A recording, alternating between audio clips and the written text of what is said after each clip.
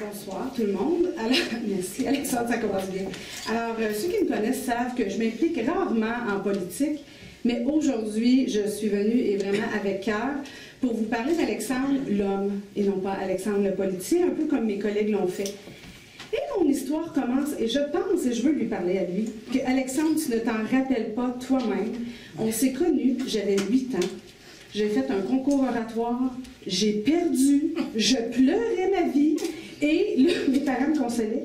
Et Alexandre est un des membres du jury.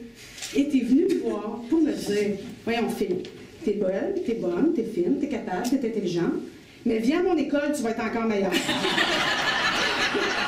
4 ans plus tard, hein, n'est-ce pas? Je fais mon entrée au collège chez Bernard en me disant, je suis belle, je suis bonne, je suis fine, je suis capable, je suis intelligente. Mais dans les débuts, il me fait venir à son bureau.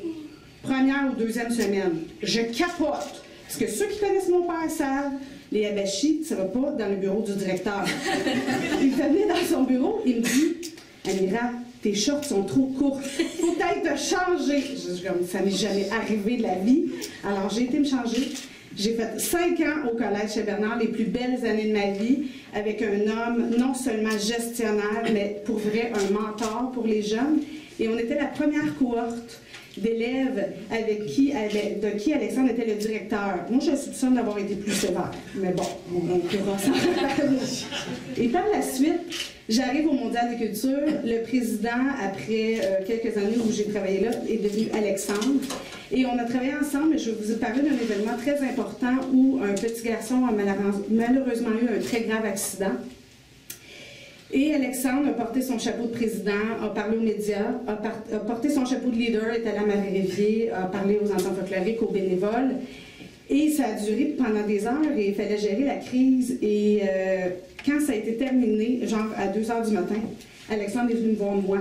Puis il a dit, avec son chapeau d'humain cette fois-ci, Amira, toi, t'es-tu correct? Et dans cette épreuve-là, je trouve que cette qualité humaine-là est incomparable. Je t'en remercie d'ailleurs, Alexandre.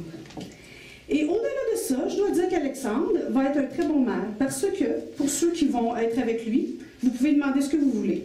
Il fait des entrevues à 6 h du matin, il va dans des messes écuméniques, il jette des colombes sur le parvis de l'église, il fait tout ce que vous voulez, il est toujours souriant, heureux et gentil. Et Alexandre, au Mondial de culture, ça a été le président qui a pris les plus grands risques. Des risques calculés, mais des risques quand même, qui ont fait que l'événement est allé très, très, très, très loin. Alors, Alexandre, je te dis aujourd'hui, fini Régis Labombe, la vedette des médias. Nous, on a Alexandre Cusson qui s'en va. Et pour maire de ma ville à moi, c'est la meilleure personne. Merci.